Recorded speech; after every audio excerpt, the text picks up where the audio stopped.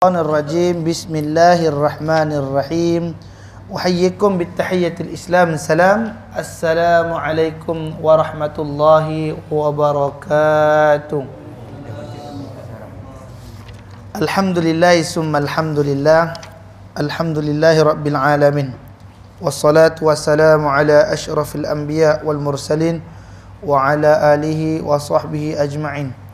Subhanaka la ilma lana illa ma 'allamtana innaka antal alimul hakim. Rabbi shrah li sadri wa yassir li amri wahlul 'uqdatam min lisani yafqahu qawli.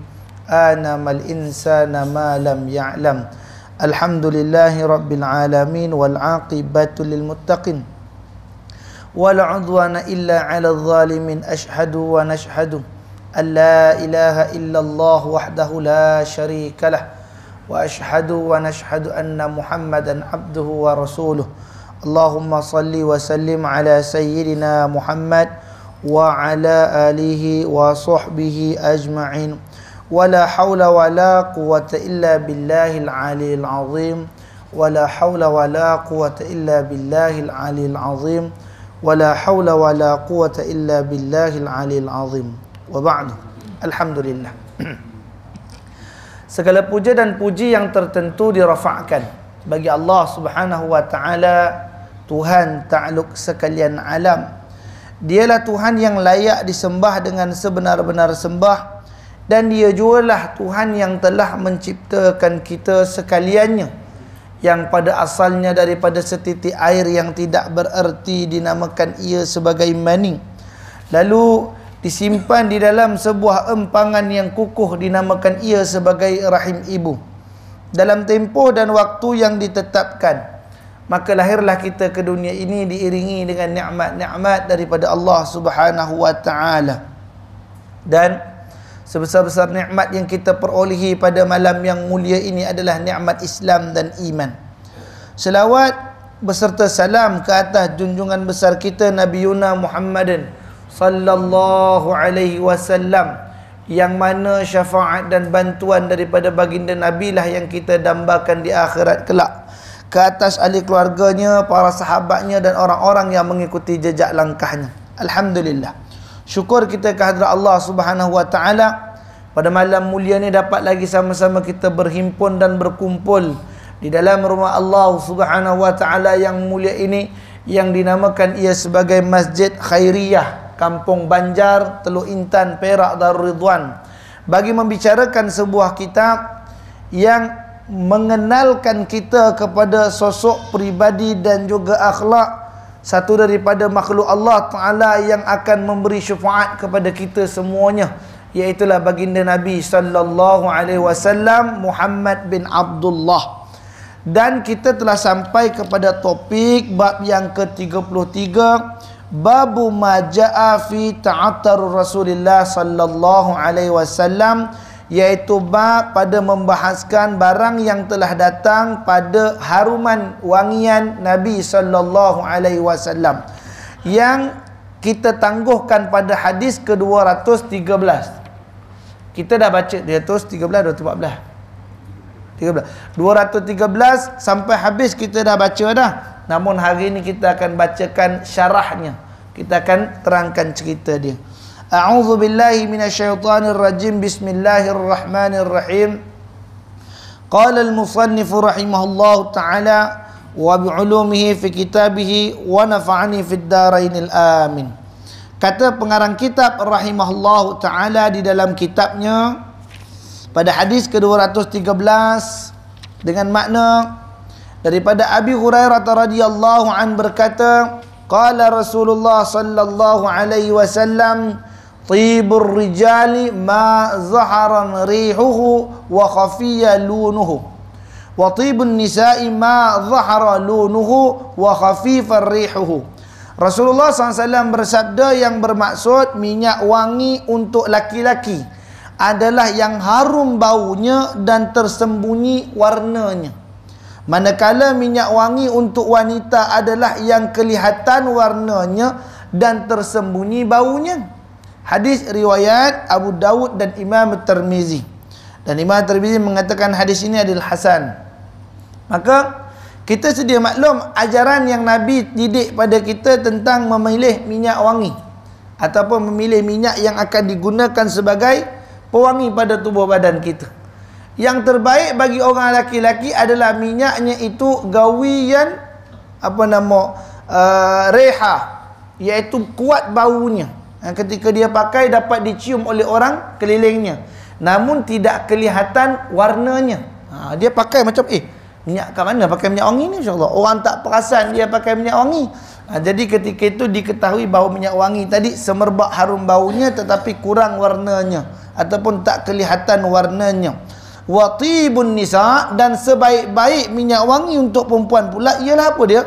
Iaitu ma zahara, barang yang terzahir lunahu, warnanya minyak itu, wa khafiyatan rihuhu, tetapi terahsia akan baunya. Maknanya dia pakai minyak wangi itu ada warna. Warna tu ada tetapi baunya taklah kuat. InsyaAllah. Maknanya bau tu sekadar boleh dihidup oleh dia ataupun orang yang hanya berdekatan dengan dia, orang sebelah dia ke, ataupun yang orang pegang pakaian dia ke, tu orang boleh hidup. Kira-kira jarak, kata guru kita, sekira jarak mana? Sekira jarak dalam 3 orang daripada dirinya. 1, 2, 3. 3 orang boleh bau. Cukup dah memadai. Tapi bagi laki-laki, kalau dia pakai seorang tapi satu masjid ni boleh bau. Tu yang dikendaki. Siapa pakai kasturi ni? InsyaAllah ta'ala dia kata gitu. Maka harumnya tu kuat untuk orang laki-laki. InsyaAllah tabarakallah ta'ala anhu. Bagi orang perempuan tak? Orang perempuan sekadar haulun nisa, sekeliling daripada perempuan itu saja boleh bau. Adapun jauh lebih kurang, minta maaf lah kita bagi tahu. Lah ni kadang-kadang teringat zaman kecil-kecil dulu.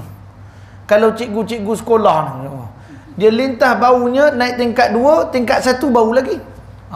Tu tak boleh lah. Masya-Allah tabarakallah taala. Cikgu perempuan lah, bukan cikgu lelaki. Cikgu lelaki tak pakai minyak wangi dah. Dulu nak. Kalau cikgu lelaki lalu kita tahu sama 2 bau dia, bau peluh, bau rokok. Masya-Allah tabarakallah taala. Ar-Rahman Rahim. Jadi ini cerita bagi minyak wangi untuk orang perempuan. Maka janganlah baunya itu gawian, baunya sangat kuat, tak mau gitu. Tapi yang dikendaki padanya apa? Iaitulah warnanya yang pekat. Masya-Allah. Baik. Hadis ke-214 pula. Rasulullah sallallahu alaihi wasallam, Abu Uthman An-Nahdi melaporkan Rasulullah sallallahu alaihi wasallam berkata, "Idza utiya ahadukum rihan, yani raihani, fala yarudduhu fa innahu kharaja minal jannati." Rasulullah sallallahu alaihi wasallam berkata, jikalau seseorang daripada kamu diberikan raihan, janganlah kamu menolaknya, sesungguhnya ia datang daripada syurga. Apa ni raihan? Raihan inilah yang disebut sebagai kemagi. Apa tu orang Indonesia panggil kemagi, tapi dalam bahasa Malaysia dipanggil selasih. Masya-Allah. Hak ni dipanggil raihan. Haruman yang berasal daripada raihan, yang daripada selasih atau daripada kemagi itu tadi, maka jangan ditolak. Kenapa? Kerana ia barang yang datang daripada syurga. Dan juga kita sedia maklum, raihan itu juga boleh dijadikan ulam-ulaman untuk menyegarkan mulut. Untuk segar mulut. Kan kita makan daun selasih ni, dia macam pudina. Orang panggil pudina Melayu lah, daun selasih. Makan. InsyaAllah tabarakallah ta'ala anhu. Kadang anak-anak cucu kita tak tahu macam mana makan daun pudina. Daun selasih tu, masya-Allah. Ya masya-Allah. Daun selasih tak tahu cara makan. Allah sedap, kena nasi panas sikit, ke ikan perkasam, ke ikan masin ke, masya-Allah, bantai daun dia. Masya-Allah tabarakallah taala, ajib ya. Jangan cerita waktu-waktu belum makan ni. Masya-Allah tabarakallah taala. Janganlah kamu menolaknya. Ni maknanya antara hadiah kalau kita bawa datang ke rumah orang, iaitu haruman raihan. Haruman raihan ni mana apa? Bunga dia. Kan kita tahu selasih ni ada bunga warna purple tu. Jadi ada daripada kalangan orang yang pandai buat minyak wangi, dia akan ambil bunga tadi lalu disaringkan pati bunga tadi untuk jadi haruman.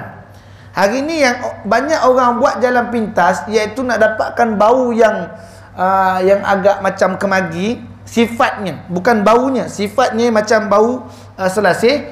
Mereka gunakan apa? Mereka gunakan lemon. Kalau tak gunakan lemon, mereka gunakan apa? Mereka gunakan itu namanya serai. Masya-Allah tabarakallah taala.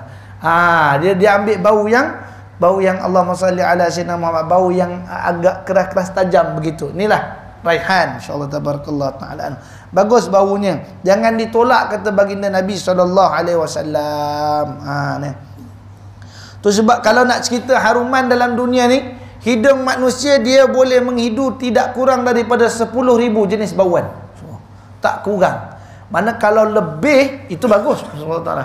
Dia tak kurang tu sebab kadang-kadang dia ni bau hidung dia kurang, dia tak menipu. Saya dah cerita dah dulu lah, hidung dia tak menipu. Kalau mata dia menipu, itu bukan apa ni? Bukan rupanya nipu. Telinga ni masih menipu lagi. Kita katakan pekak, kakak, kata kakak ada betul. Dia sound trouble kata masyaallah tabarakallah taala. Tapi kalau hidung dia kata ni bau masak lemak cili api ni. Pergi dapur, ya masak lemak cili api. Jarang bau lemak cili api tengok kari. Tak mungkin masyaallah tabarakallah taala. Kerana kurang itu sebab hidung adalah faktor untuk mata. Itu sebab kita kena biasa menghidu wangi-wangian. Budak-budak tahfiz, orang-orang apa Quran, orang yang mengaji kitab melazimkan dengan berwangi-wangian. Pakai minyak wangi. Pada sisi lalu kita dah bagi tahu macam cara pakai minyak wangi dah, insya-Allah.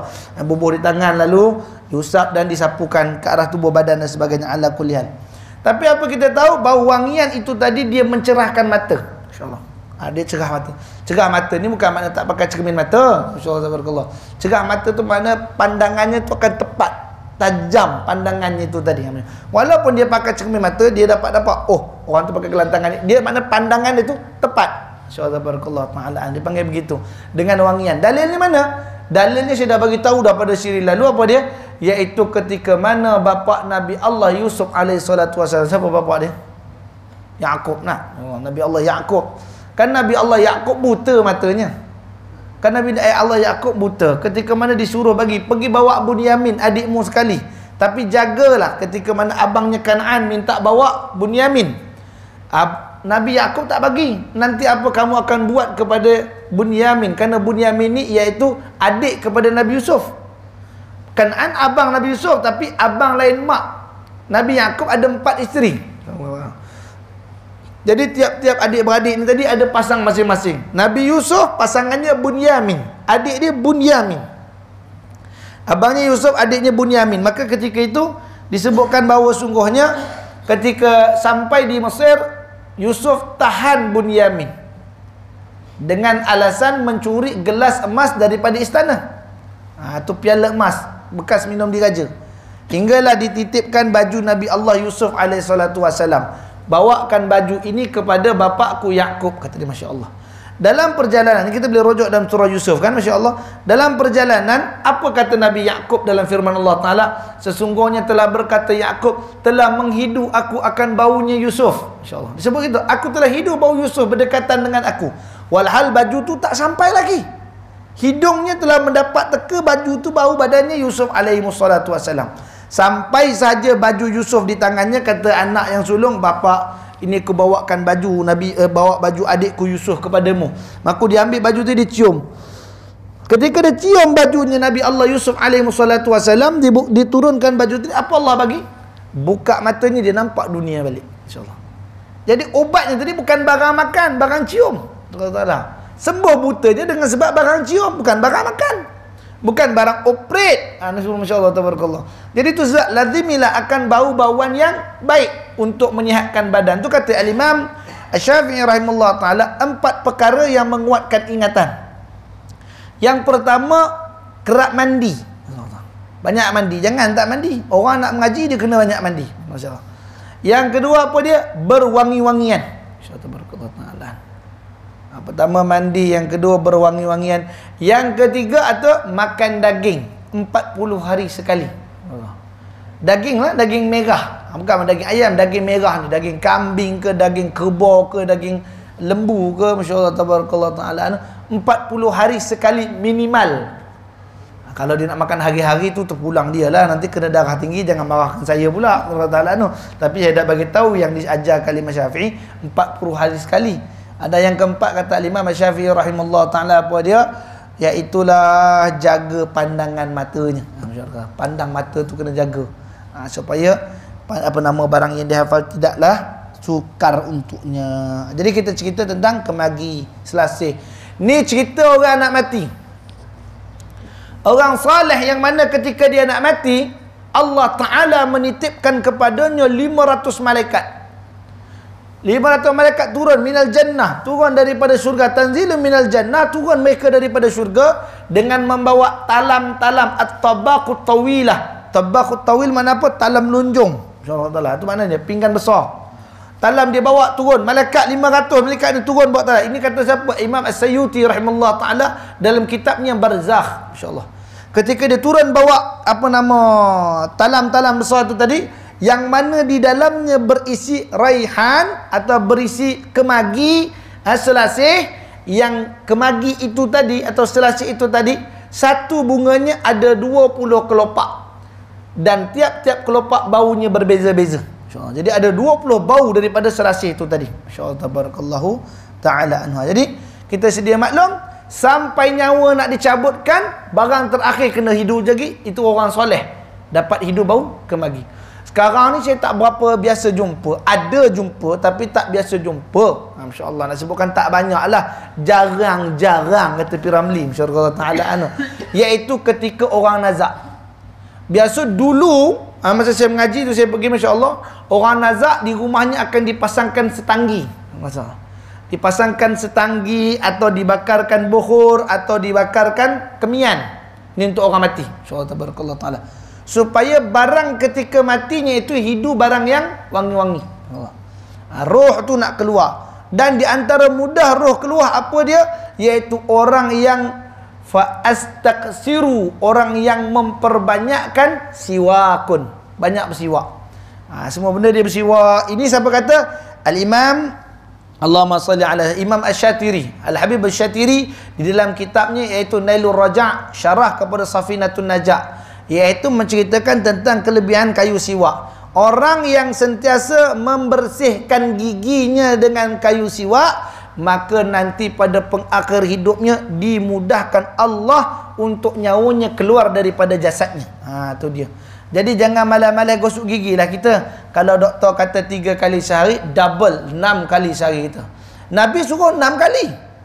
Nabi suruh 6 kali. Mana dia? Nabi kata, laula asyadku ala ummatih, kalaulah tidak membebankan ke atas umatku, aku perintahkan mereka bersiwak tiap kali nak solat. Kita solat berapa kali sehari? 5 kali. Itu memang maknanya Nabi kata 5 kali gosok gigi sehari. Dan yang terakhir kita mana? Ketika nak tidur, insyaAllah. Ketika tidur, siwak lagi sekali dan tidur. Tapi masalah dia ambil apa dia? Bergosok gigi sebelum tidur, bangkit tidur, itu je. InsyaAllah tabarakallah ta'ala. Masya-Allah.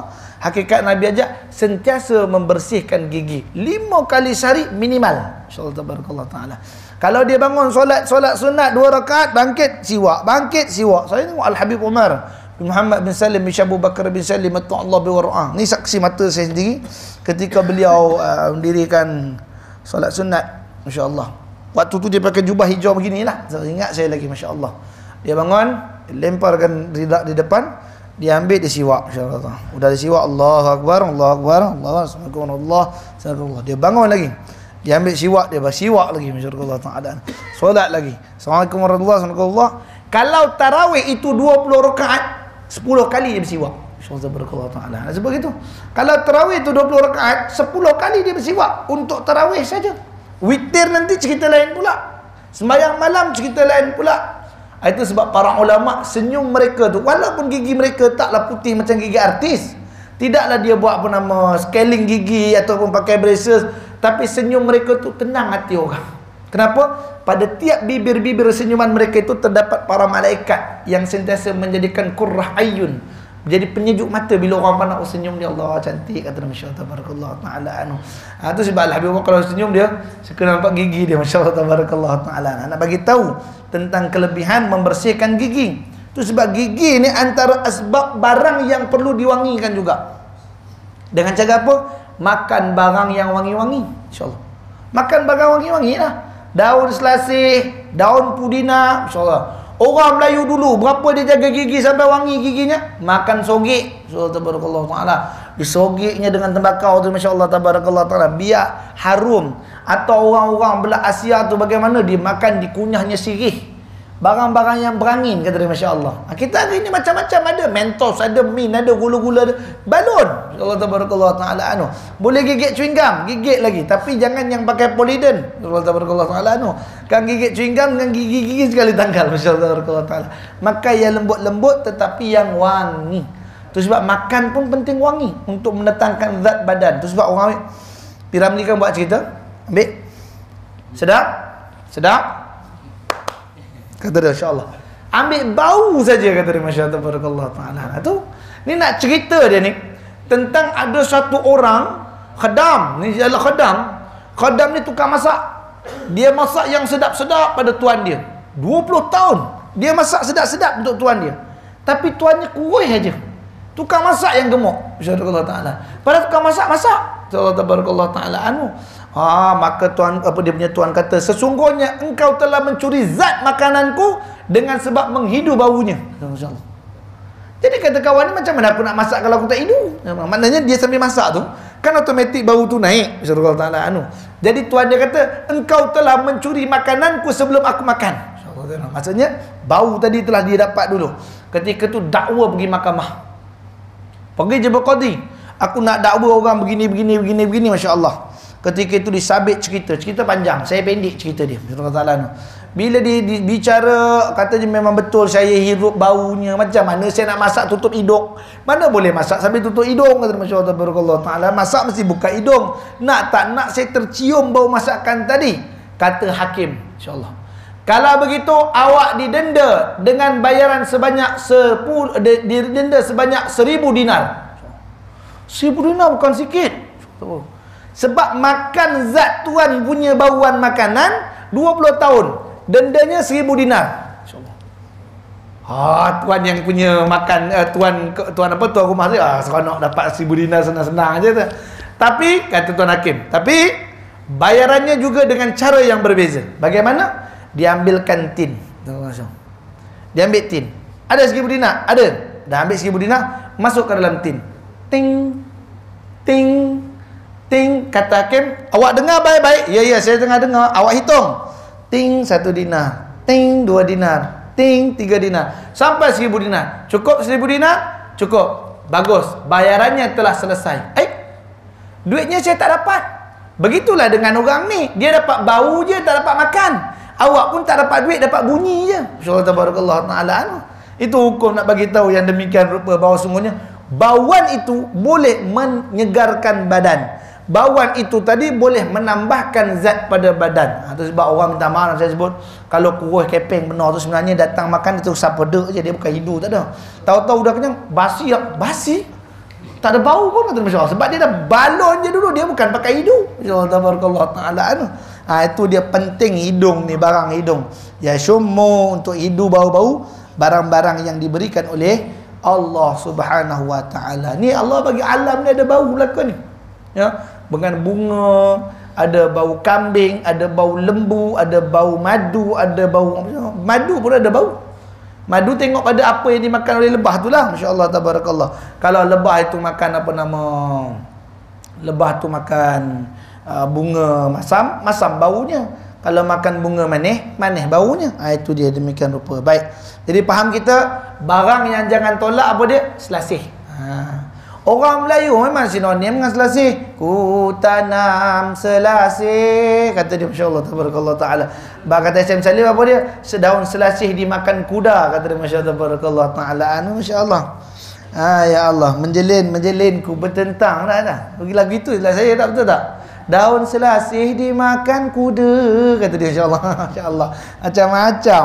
Daun selasih memang tak dapat dipisahkan dengan masyarakat Melayu khususnya. Kalau orang Melayu tak kenal daun selasih, habis ya. Masya-Allah. Di mana letak Melayunya tu? Insya-Allah Tabarakallah Ta'ala. Taib. Hadis ke-215. Kenal daun selasih, Ustaz? Kenal daun selasih? Kurang ni orang Arab. Dia orang Arab dia gitu, Masya-Allah Ta'ala. Masya-Allah. Daun selasih tu kena. Dia macam daun pudina. Masya-Allah Ta'ala. Taib. Jarir bin Abdullah menceritakan, uritu baina yaday Umar bin Al-Khattab radhiyallahu anhu, fa alqa Jariru ridaahu wa masha fi idhar, faqala lahu khudh rida'ak faqala liqaumi ma ra'aitu rajulan ahsanan suratan min jariri ahsana min suratin jaririn illa ma balagana min surati Yusuf alaihi salam. Aku dibawa menghadap Umar bin Khattab radhiyallahu an. Lalu aku meletakkan pakaianku dan berjalan hanya memakai sarung. Umar pun berkata kepadaku, pakailah bajumu. Umar berkata pula kepada orang ramai, aku tidak pernah melihat seorang laki-laki pun yang lebih tampan daripada Jarir, kecuali ketampanannya serupa Nabi Yusuf yang pernah kita dengar. Masya Allah. Jadi mengenai pemaparan kisah Jarir pada bab minyak wangi Rasulullah SAW, Ibnu Hajar berpendapat ketampanan rupa akan menunjukkan keharumannya. Itu dia. Jadi dalam cerita ni, kenapa Al-Imam At-Tirmizi rahimahullah ta'ala masukkan cerita Jarir dalam bab minyak wangi, padahal dalam cerita ni tak ada cerita pun Jarir pakai minyak wangi. InsyaAllah. Itu sebab kita tengok Arab dia. Apa kata Arab dia?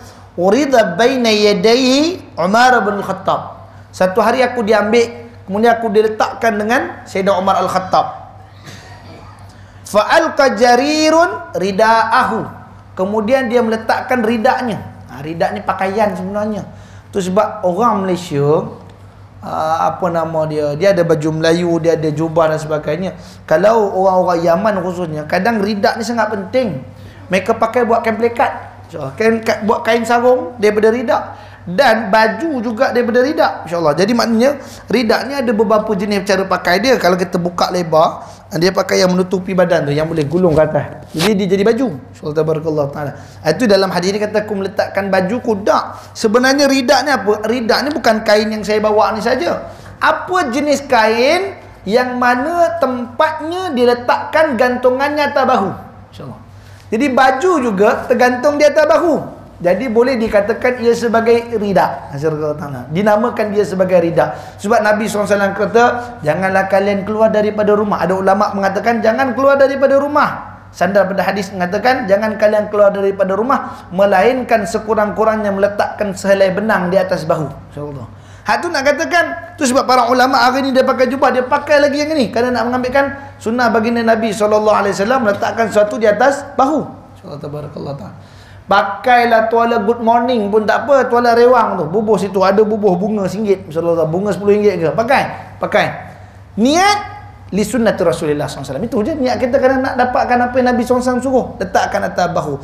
Sebab sahabat Nabi SAW antaranya Jarir, antara lainnya siapa? Iaitulah Allahumma salli ala Sayyidina Muhammad. Ya Allahumma salli ala Sayyidina Muhammad. Siapa nama dia? Saya pun lupa dah. Hari tu saya ada kisahkan cerita dia. Nabi SAW menangis tengok dia. Dan Nabi kata, sungguhnya engkau dulu di dunia, di negeri Mekah adalah orang yang paling cantik pakaiannya. Engkau adalah orang yang paling kemas bajunya di Mekah. InsyaAllah tabarakallahu ta'ala anhu. Azan. InsyaAllah tabarakallahu ta'ala anhu. Jadi, maka ketika itu, Allahumma salli ala Sayyidina Muhammad. Mus'ab bin Umair, insyaAllah tabarakallah ta'ala. Mus'ab bin Umair, ketika itu disebutkan dia ni pun ketika duduk Madinah tak ada baju. Kan kita tak ada baju, dia hanya ada ridaun. Jadi makna ridak pada ketika itu adalah pakaian para sahabat. InsyaAllah tabarakallah. Itu dalam hadis ni kata Jarirun fa'alqa, meletakkan itu menanggalkan Jarir akan ridaknya, rida'ahu, wa ma syafi idhar, dan berjalan ia dengan menggunakan izar. Apa makna izar? Kain pelekat. Zaman Nabi SAW, sahabat pakai kain pelekat. Zaman sekarang orang Arab tak mau pakai kain pelekat. Orang Arab pakai seluar. Ditengoknya kita pakai kain pelekat, digelaknya kita. Saya ingat saya ngaji di Mesir dulu, awal saya datang Mesir. Saya memang orang hidup kebangsaan Melayu. Pergi Azhar pakai baju Melayu, kain pelekat. Sepanjang jalan anak dara, janda, orang tua gelak saya. Gelak apa? Saya kata apa gelak ni? Rupanya pakai kain pelekat di bumi Mesir aib. InsyaAllah ta'ala. Kenapa? Siapa yang pakai kain pelekat, mereka akan katakan huwa ba'dal jima', huwa ba'dal jima' saja. Dia bawa lepas jima' tu, masya-Allah ta'ala. Dia mengatakan orang ni bawa lepas jima', masya-Allah. Tapi berbeza dengan di Hadral Maut. Di Hadral Maut Yaman pakai seluar aib. pakai seluar pula. Dia kena pakai kain plekat. Tu sebab tok guru yang balik daripada ngaji Yaman, kain plekat je. Jalan jauh mana pun kain plekat juga. Tak reti pakai seluar. Kita ada sahabat masya-Allah yang ngaji di Hadramaut Yaman dekat 10 tahun. Balik dapat kerja pejabat agama. Tak boleh pakai seluar. Sagur seluar dia rasa macam tak kena ni. Pusing sana tak kena, pusing sini tak kena. Sebab dia menampakkan bentuk kaki. Sebentuk kaki tu. Hak tu aib bagi orang Yaman. Hadramaut, khusus Hadramaut. Saya tak kata keseluruhan Yaman, Hadramaut. Di Hadramaut dia pun tak pakai kain, pakai seluar, dia pun pakai kain plekat. Insyaallah tabarakallah. Dan adab memakai kain plekat, ada kita dah cerita belum? Belum lagi ya. Dalam babul idzarun Nabi sallallahu alaihi wasallam, bab kain plekat Nabi sallallahu alaihi wasallam. Tu sebab Nabi SAW kalau kain plekat pakai kira-kira setinggi para betis. Itu dinamakan Allahumma salli ala sayyidina Muhammad. Cara Nabi menggunakan kain plekat dipanggil isbal. Masyaallah barakallah. Isbal itu meninggikan kain plekat daripada atas mata kaki. Masyaallah. Jangan melirik sangat, insyaallah. Kenapa? Kerana pakai jubah ke, pakai kain plekat ke, tutup mata kaki, tanda sombong. Dan sebab dari katakan orang yang menutup pakaian, menutup mata kakinya dengan kain plekatnya, kerana kesombongannya, dakhalan nar. Masuk neraka, kata Nabi SAW. Jangan cerita orang yang labuh kain aja. Orang yang senting kainnya ni, dia naik tinggi rumah macam tabligh masya-Allah. Tapi sombong, tengok. Ana ikut sunnah Nabi lah, ente. Sombong tadi yang sebab masuk neraka bukan kain tadi. Insyaallah tabarakallah taala. Walau hidup sunnah sekalipun, tapi dengan kesombongan, dia sombong. Dia rasa dia lagi bagus. Tengok serban besar bakul cepedak tuan-tuan. Masya-Allah. Dia pun bangga dengan orang semua. Finnar aula bihi. Neraka tadi yang paling tepat untuk dia dimasukkan. Masya-Allah tabarakallah taala. Itu cerita ni. Kemudian faqala wa masya fi idhari. Kemudian dia jalan pakai kain plekat je. Masya-Allah taala. Ini sahabat-sahabat radhiyallahu anhum ajma'in mahabbah. Masya-Allah mahabbah, dia ada mahabbah. Tapi kalau guru-guru ni, tuan-tuan guru dia ada izzah. Tuan guru dia ada izzah, dia kena tutup badan dia. Jangan nampak dia orang, masya-Allah. Lengan tu kena melazimkan lengan panjang, tuan-tuan guru. Tu sebab dalam hukum fiqh, jika ada dua orang alim, insya-Allah, kedua-duanya alim dan faqih, siapakah yang layak menjadi imam? Satunya pakai lengan panjang, satu pakai lengan pendek. Yang lengan panjang aula jadi imam daripada lengan pendek. Maksudnya sampai begitu sekali, masya-Allah. Jadi itu sebab tuan-tuan guru dia memang jaga sungguh. Kita tak heran kalau tengok Al-Habib Umar sentiasa kita tengok, kadang 3 lapis jubahnya, kadang 2 lapis jubahnya, kerana izzah. Dia akan buka baju belah ni kepada orang yang gerib, orang yang dekat dengan dia, insya-Allah. Dia boleh nanggalkan serban dia dengan orang yang dekat-dekat dengan dia. Kalau kata yang rajin-rajin duduk sama-sama, makan sama-sama, borak sama-sama, itu tak ada apa dah. Masya-Allah. Kami dengan Syekhuna Syekh Muhammad Nuruddin bin Abdullah Marbu Al-Banjari, saya pengalaman dengan beliau makan 3-4 kali, masya-Allah. Kalau makan jemaah ramai-ramai dia tak buka, dia duduk dia makan. Tapi kalau makan dengan setizah ataupun makan dengan murid-murid dia saja, dia buka. Gantung baju habis, insya-Allah. Gantung bajunya, masya-Allah. Lalu dia pun duduk makan, insya-Allah tabarakallah. Duduk dia makan. Allah. Qul bismillah, kata masya-Allah. Baca bismillah, makan Ramadan. Dia pun makan, insya-Allah tabarakallah taala. Ini guru murid kita, Syekh Muhammad Nuruddin bin Abdullah Marbu Al-Banjari Al-Maqi hafizahullah taala. Semoga Allah manjangkan umurnya dengan keberkatan dan rahmat. Amin Allahumma amin. Baik. Jadi dikatakan kemudian berjalanlah akan Jarir, masyaallah. Jarir bin Abdullah ni tadi dia berjalan dengan memakai kain pelekat. Faqala lahu, maka telah berkatalah Umar kepada Jarir, khuz.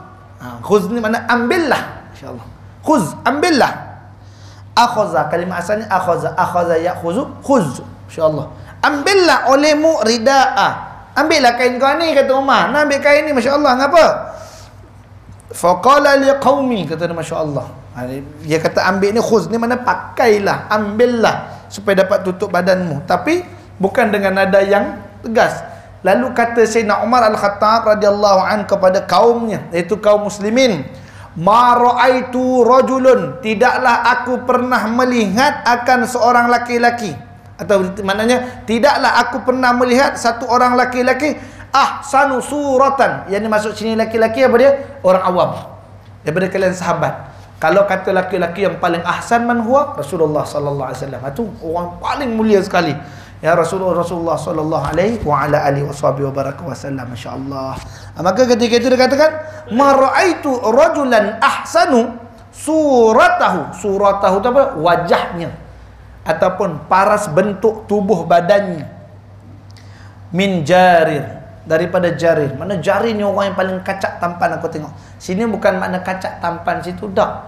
Maknanya kata Imam Ibn Hajar Al-Asqalani dalam mensyarahkan hadis ni, apa kata dia? Sesungguhnya dimasukkan tampan di situ iaitu orang yang paling kemas dan wangi baunya.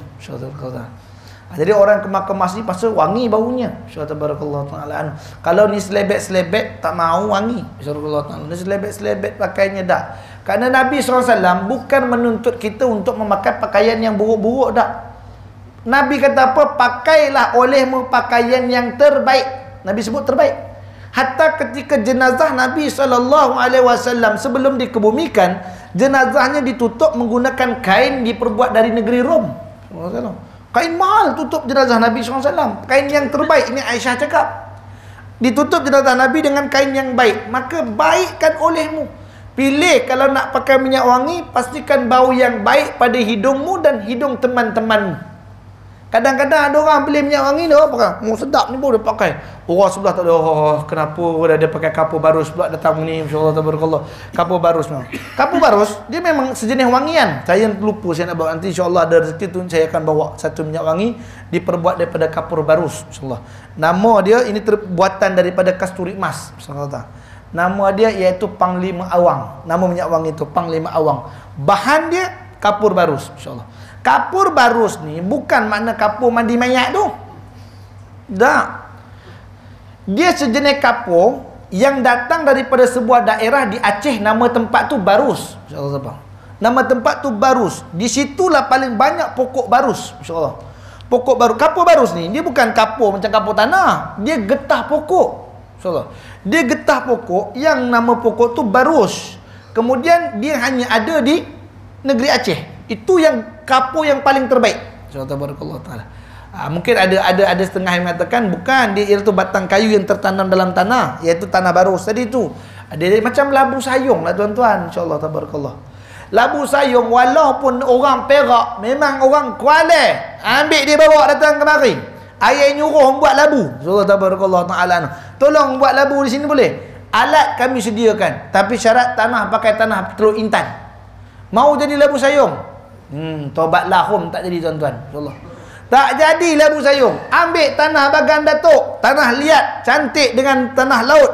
Tak jadi labu sayung. Namanya labu sayung sebab dia kena pakai tanah sayung aja. InsyaAllah. Selain tanah sayung dia tak boleh jadi. InsyaAllah ta'ala. Masuk bakar retak pecah. Masuk bakar retak pecah. Dia nak tanah sayung baru tak pecah. Macam tu juga dengan kapur barus. Kapur barus yang sedia ada orang buat mandi mayat ni, insya-Allah, cebisan daripada kapur negeri barus. Mereka proses dengan satu sistem lain. Itu kita macam bau dia.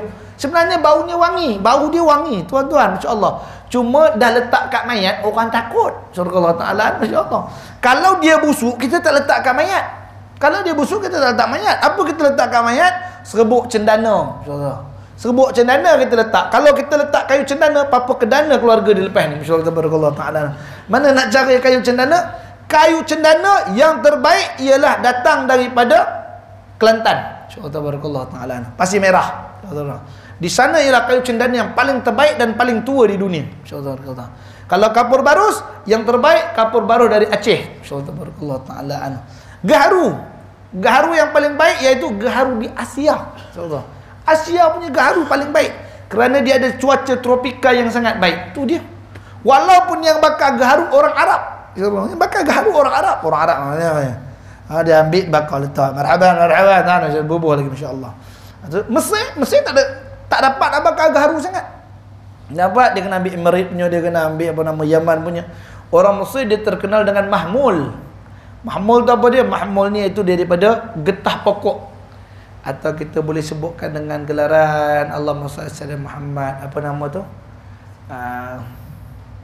Manna. Ada manna, getah pokok yang untuk wangi punya dia panggil mahmul. Insya-Allah. Dia akan letak dia buat catanglung tu, dia libeh masuk dalam masjid. Insya-Allah taala. Gitu dia. Dia bubuh bukan ini sesudu pula. Sesudu baru, insya-Allah. Di Mesir tu tuan-tuan pergi Masjid Sayyidina Al-Husain. Lepas sembahyang asar, segenggam dia ambil itu, gebab dia bubuh, macam orang bakar bahulu. Ya Rasulullah. Oh, habis dalam masjid tu. Tu tak pernah ada nyamuk di Mesir. Kalau tak, masya-Allah. Saya sendiri ingat, saya pernah digigit nyamuk. Saya ingat di Hayu Sabi'. Nama tempat tu Hayu Sabi', dekat depan Masjid Yusuf. Ingat saya, nyamuk seekor. Nyamuk perak. Kata orang Kedah, perak lah. Wait. Nyamuk, tengok nyamuk. Nyamuk perak tengok di Mesir. Tak pernah jumpa. Tapi kalau lalat tak payah cerita. Az-Zubabah Malikul Misr. Lalat tu raja di Mesir. Allah Ta'ala. Merata-rata ada dalam masjid, dalam rumah. Kalau nak tidur, antara panas dengan lalat, lagi tak tahan lalat dengan panas. Allah Ta'ala, insyaAllah. Biarlah 47 darjah Celsius pun kita boleh pejam mata lagi. Tapi bila datang lalat duduk dekat sini, duduk sini, kita tak boleh nak tidur dibuatnya. Masya-Allah, tabarakallah ta'ala. Itu dia cerita tentang jaga para rupa bagi baik. Baju kita biar cantik, masya-Allah tabarakallah, supaya orang non-muslim nampak kemasnya orang Islam. Masya-Allah. Tu sebab orang Islam dia tak larang awak nak pakai blazer, ya silakan. Awak nak pakai kemeja, ya silakan. Bukan tu haram. Ada untuk guru dia haram kan? Masya-Allah, minta maaf. Tu kata haram pakai blazer sebab apa? Tasyabbuh lil kafir, kata dia, masya-Allah. Kerana menyerupai orang kafir. Selama mana tidak buka aurat, selama mana jaga syariat Allah, falyatafaddal. Silakan bagi tuan-tuan untuk buat, insya-Allah. Ada yang kata pakai, saya ngaji ada tok guru saya, masya-Allah. Pakai tali leher haram, gugur iman, insya-Allah. Sebab apa? Kerana menyerupai binatang, seperti lembu nak ditarik. Masya-Allah, barakallahu ta'ala. Itu katanya, seperti lembu nak ditarik. Apa faedah tali leher, kata dia, masya-Allah. Pegang je tak. Itu untuk guru punya pendapat. Kita ra'i. Belaka kita ra'i, insya-Allah. Tapi kita diberikan pendidikan, kita boleh fikir selama mana barang tu baik dan mendatangkan keberuntungan. Saya terus terang, saya turun dakwah di bumi Jepun. Kalau saya datang Jepun pakai jubah macam ni, saya pakai serban macam ni, pakai dengan selipar, orang Jepun tak mau dengar ceramah, tuan-tuan. Apa benda lah ustaz, selekeh-selekeh datang. Orang Jepun dia ni dah cegak, dah cantik, orang yang ada disiplin, orang yang ada aturan yang sangat cantik. Dia nak orang yang ngajak orang kepada kebaikan lebih baik daripada dia. InsyaAllah. Dia orang datang pukul 7. Penceramah 7 suku datang. Memang balik dia orang, tak payah pakai orang macam ni. InsyaAllah. 15 minit je. InsyaAllah, tabarakallah ta'ala. InsyaAllah. Tapi saya pun hairan, masa saya di masa di Jepun, saya boleh punctual time. Masya-Allah, barakallahu taala. Sampai di Malaysia tak boleh lah, di environment. Environment memang environment lambat. Orang yang bawa kereta tangan santai dekat luar, rokok sambil dengan kereta macam tu. Allah. Kita tengok kemelut muara kasih nampaknya, masya-Allah, barakallahu taala. Tu saya tengok di sana. Sana ada satu betul orang tu. Saya dah masuk dalam dah. Dia just lambat dalam 30 second je, 30 saat je dia lambat. Pintu tutup, dia tekan tit. Jalan. Berdiri dia tak boleh buat apa. Dia kena tunggu train seterusnya. Hanya 30 saat je terlewat. Masya-Allah, bang. Train tadi tak ada. Okey, buka lah dulu Malaysia. ATS tu kalau kita terlambat tekan dia dia buka lagi. Ada lagi kata dia. Tak ada, tak mahunya di sana. Punctual. Tu sebab saya cakap, kalaulah kita tak tengok wakil setempat, orang tempatan tu dah semua cantik dan handsome, tiba kita datang bawa Assalamualaikum warahmatullahi wabarakatuh, tuan-tuan, insya-Allah. Nengok orang serabai apa benda nak ceramah, kami dah serba teratur dah. Tiba datang orang yang menasihati kami ni orang yang tak teratur, memang tak pakai, tak boleh pakai. Tu sebab sana kalau nak dakwah di Jepun tu blazer kena pakai. Insya-Allah berkah. Tu sebab kita tak hairan bila keluar wawancara TV, imam dia pakai tali leher. Imam dia blazer. Ada kopi hanya kembang sikit, ada putih. Masya-Allah, tabarakallah ta'ala. Kemas berdiri pun, ni gawat. Saya tanya, kan ya, saya raya. Lembut cara cakap dia. Sebab orang Jepun lagi lembut bercakap. Jadi imam yang nak nunjuk baik ni, kena lagi baik cakap dia. Masya-Allah, tabarakallah. Dia macam tu. Dia nak jadi role model. Tu dia penting. Kadang minta maaf lah. Saya sendirilah bercakap, masya-Allah, tabarakallah. Tuan-tuan pergilah kuliah, tuan-tuan. Kalau ada kuliah-kuliah janganlah tinggal, kata dia, masya-Allah. Tapi bila ada kuliah, ustaz ni pertama keluar, masya-Allah, tabarakallah ta'ala. Ngajak orang datang kuliah, tapi bila ada ceramah orang lain, tak mau dia duduk. Baik ustaz, baik Pak Imam, baik Bilal. Oh, alim belaka, semua ahli syurga dah tu. Masya-Allah, tabarakallah ta'ala. Tak boleh nak duduk sekejap dengar pengajian, tambah ilmu, kata, masya-Allah. Sebab dia rasa dia cukup berilmu. Dia cakap diri sendiri lah, masya-Allah, tabarakallah ta'ala. Malu juga bila muhasabah diri, ya Allah, mana ada ilmu kita ni sebenarnya banyak sangat. Bila ada ruang-ruang peluang, katalah hari ni pengurusi masjid kita ada bawa satu ustaz lain, kebetulan kita juga ustaz kat kawasan ni, ra'i duduk dengar ceramah ustaz tu tadi. Memang walau hari ni kita tak ada kuliah, insya-Allah kita tak ada kuliah, kebetulan sembahyang maghrib di masjid.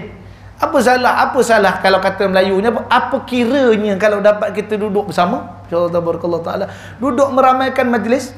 Itu yang bagusnya, masya-Allah tabarakallah taala anhu. Jadi tunjuk apa-apa perbuatan dengan apa yang sesuai dengan apa yang kita katakan. Itu dia. Jadilah orang yang demikian rupa, insya-Allah. Baik. Itu sebab saya kata bab berbicara. Kenapa? Kerana kita akan sambung nanti babu maja'a fi kaifiyatin kalami Rasulullah sallallahu alaihi wasallam.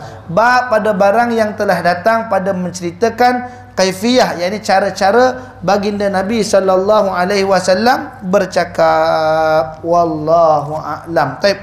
Jadi sebelum kita tangguh pengajian pada malam yang mulia ini, saya buka ruang soalan kalau ada yang ingin bertanya. Falyatafaddal ma'jura. Ada soalan?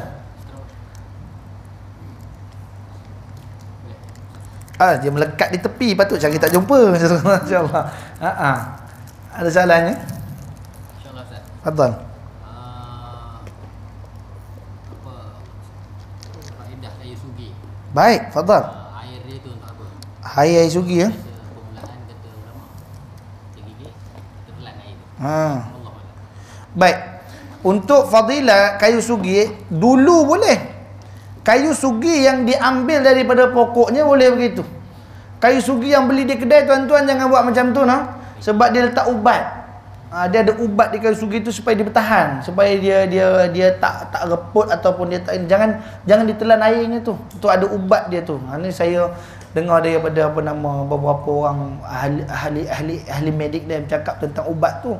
Adapun yang disebut oleh ulama tu kepada orang Arab yang biasa mengambil kayu sugi daripada pokoknya. Itu dia maksud gitu. Kayu sugi biasa. Ya Allah. Daun semambu. Baik. Boleh ke? Biasa ada orang Malaysia tanam. Baik. Kalau nak guna kayu sugi ni, kayu balak boleh juga. InsyaAllah. Boleh kayu balak, insyaAllah. Apa sahaja jenis barang yang lain daripada batang jarinya boleh dijadikan kayu sugi. Kayu bunga kertas ke, kayu akasia ke, kayu semambu ke, kayu bambu ke, buluh ke, jadi digigit jadi kayu, jadi lembut bulu berusnya tu. Boleh saja dibuatkan siwak. Illa kecuali usubu'inai. Jari dia sendiri tak boleh. Jari orang lain boleh. Insyaallah taala. Jari orang lain boleh. Jari dia tak boleh. Katalah saya nak bersiwak, ustaz pinjam jari jap ustaz. Insyaallah taala. Ustaz bagi jari, saya pakai jari ustaz. Boleh? Boleh. Insyaallah taala. Siwak tu maksudnya, siwak maksudnya ialah membersihkan gigi, atau bahasa mudah kita gosok gigi. Tu nama siwak. Nama kayu siwak, kayu yang digunakan untuk membersihkan gigi. Adapun yang kita beli sebatang RM2, RM2.5 tu namanya kayu arak. InsyaAllah. Tu kayu arak. Pokoknya lembut, kalau digigit boleh berbulu. Jadi kalau Malaysia, kalau dia nak guna kayu lain pun tak ada masalah. InsyaAllah barakallah. Kata rajin kebetulan selalu bawa tongkat pergi berjalan tu, tongkat tu pula kebetulan buat daripada buluh padat. InsyaAllah. Jadi dia gigitnya buluh tadi, buat siwak. Boleh? Boleh, tak ada masalah. Gunakan. Kalau kata kayu semambu tadi kan, boleh, tak ada masalah. Wallahu a'lam. Baik. Ada lainnya? Kalau tak ada lain, ada satu yang bertulis. Masya-Allah. Baik, ada dua soalan. Soalan yang pertama, perempuan yang bagaimanakah? Ada tulis sini macam mana. Jadi saya betulkan dengan bahasa yang lebih baiklah sebab rekod kan. Masya-Allah tabarakallah taala anhu. Jadi perempuan yang bagaimanakah yang baik untuk dijadikan isteri? Yang kedua, lelaki yang bagaimana baik untuk dijadikan suami? Yang pastinya perempuan yang baik dijadikan isteri kena tulen keperempuanannya. Insyaallah taala. Itu yang pertama, insyaallah taala. Nabi SAW kata, tunkahul mar'atun li arba'aliha. Kawinilah perempuan itu atas 4 perkara. Yang pertama tentang dirinya, yang kedua hartanya, yang ketiga keluarganya. Dirinya ni maksud apa? Kecantikannya. Kecantikannya, hartanya, keluarganya dan agamanya. Barakallahu ta'ala. Tapi barang siapa yang memilih agama, tarabat siyadah, beruntunglah dia, kata Nabi SAW. Jadi yang dicari itu agamanya. Kenapa kena cari yang kaya Ustaz? InsyaAllah. Kerana ini permulaan dakwah. Sebagaimana Rasulullah SAW, dia dengan Siti Khadijatul Kubra. Kekayaan. Khadijah ialah perempuan yang paling sempurna. Tidak akan diberikan oleh Allah Ta'ala kepada orang yang sempurna, melainkan pasangannya yang paling sempurna. Itu Khadijah. Cantik. Khadijah paling cantik dalam Arab Saudi ketika tu. Bukan Arab, dulu tak panggil Arab Saudi lah. Kita Mekah. Di Mekah paling cantik Khadijatul Kubra. Kalau tak ada Abu Jahal 3 kali pergi minta melamar. Abu Jahal 3 kali melamar Khadijah, ditolak. Yang kedua, tentang hartanya. Khadijah harta, siapa boleh banding harta Khadijah? Dia tu dikira banker dekat Mekah tu. Yang orang kaya-kaya sedia ada di Mekah tadi menjadi kaya kerana loannya dengan Khadijah. Dia nak mula berniaga, datang Khadijah, boleh tak tolong pam dulu modal gini-gini. Khadijah, nah, kata dia, Masya Allah, berniagalah. Kaya orang tadi bayar balik duit pada Khadijah, kayanya tu punca Khadijah. Sampai begitu. Yang ketiga, keluarganya, yakni keturunannya. Khadijah daripada nasab yang baik-baik, bukan ada keturunan zina sampai kepada Khadijah. Baik belaka. Yang keempat, agamanya. Khadijah, dia yang meyakinkan suaminya tentang agama Islam. Nabi, ada Nabi dakwah pada Khadijah. Pernah tak baca mana-mana sirah, Nabi datang pada Khadijah, Nabi dakwah Khadijah, ya Khadijah, pilihlah Islam, masuklah Islam. Tak ada. Nabi bahkan takut ketika Jibril datang kepada dia. Khadijah kata, ya Muhammad, takkan ada yang ganggu kau. Khadijah bawa Muhammad jumpa siapa? Waraqah bin Naufal. Bawa jumpa Waraqah bin Naufal. Waraqah kata, sesungguhnya engkau adalah Nabi diutus oleh Allah. Yang datang kepada engkau itu ialah Ruhul Qudus, iaitu Jibril yang datang kepada engkau sebagaimana yang telah datang kepada Musa dan Isa. InsyaAllah. Maka andai kata aku hidup, bila dia dengar begitu je, Khadijah kata, aku orang pertama ikut kau, wahai suamiku. Mana orang yang ada agama, ketaatannya pada Allah Ta'ala itu yang paling baik. Ini ciri-ciri isteri yang terbaik. Ada 4 perkara ni. Jangan kita kata betul, Ustaz, agama dia cantik Ustaz, tapi pepak lerak lah Ustaz. Miskin, kata Masya Allah Ta'ala. Macam mana Ustaz? Tak. Nabi kata, siapa yang kahwin ni perempuan itu dengan 4 perkara.